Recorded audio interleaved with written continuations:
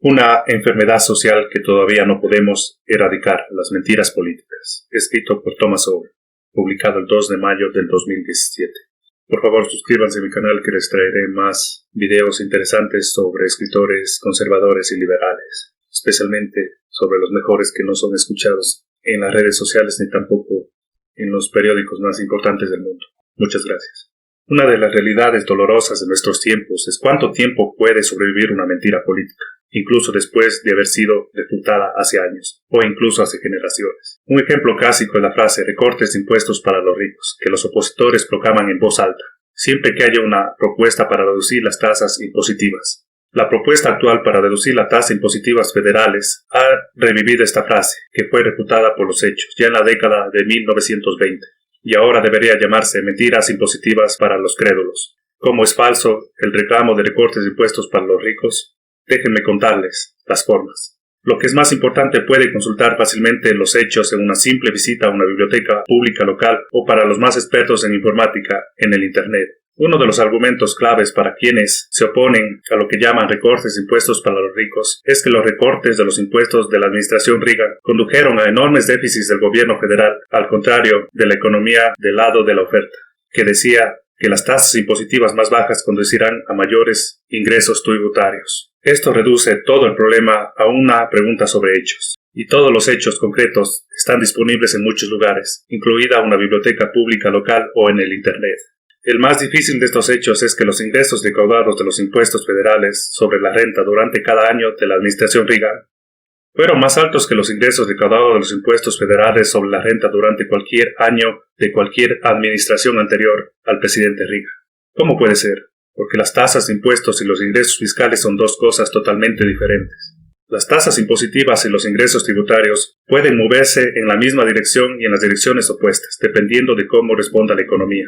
Pero, ¿por qué debería creer que los ingresos del impuesto federal sobre la renta fueron más altos que antes de la administración Reagan? Revíselo nada más. Las estadísticas oficiales están disponibles en muchos lugares. La forma más fácil de encontrar esas estadísticas es mirar una copia del informe económico del presidente anual, que no tiene que ser el último informe del presidente Trump. Puede ser un informe de cualquier administración, desde la administración de Obama hasta la administración del anciano George Bush. Cada informe económico del presidente anual tiene la historia de ingresos y gastos federales que se remontan a décadas, y ese es solo uno de los lugares donde puede obtener esos datos. La verdad está fácilmente disponible, si la quieres, pero si estás satisfecho con la retórica política, que así sea. Antes de pasar a la cuestión de los ricos, primero comprendemos que las implicaciones de mayores ingresos por impuestos sobre la renta después de que las tasas de impuestos sobre la renta se redujeron durante la administración Reagan, eso debería haber puesto fin a la conversación, sobre todo con las tasas impositivas más bajas.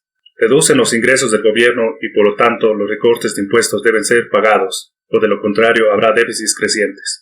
De hecho, hubo un déficit creciente en la década de 1980, pero eso se debió a un gasto que superó incluso el aumento de los ingresos fiscales. El Congreso gasta, y no hay una cantidad de dinero que el Congreso no pueda gastar. En cuanto a los ricos, los contribuyentes de ingresos más altos pagaron más ingresos tributarios al Tesoro Federal bajo las tasas impositivas más bajas que las que tenían con las tasas impositivas anteriores más altas. Eso sucedió no solo durante la administración Reagan, sino también durante la administración Coolidge y la administración Kennedy, antes de Reagan y bajo el mandato de George Bush, después de Reagan. Todas esas administraciones redujeron las tasas impositivas y recibieron mayores ingresos tributarios que antes. Más que eso, los ricos no solo pagaron ingresos fiscales totales más altos después de los llamados recortes de los impuestos para los ricos, sino que también pagaron un porcentaje más alto de todos los ingresos fiscales después. Los datos sobre esto pueden encontrar en varios lugares, incluidas las fuentes documentales que figuran en mi monografía titulada Teoría Trickle Down y recortes de impuestos para los ricos. Como una fuente más agradable para algunos, una noticia de primera plana del New York Times, el 9 de julio del 2006, durante la administración Bush 43, informó: un aumento inesperado de los ingresos fiscales de las corporaciones y los ricos está disminuyendo el déficit presupuestario proyectado para este año. Las expectativas, por supuesto, están en el ojo del espectador.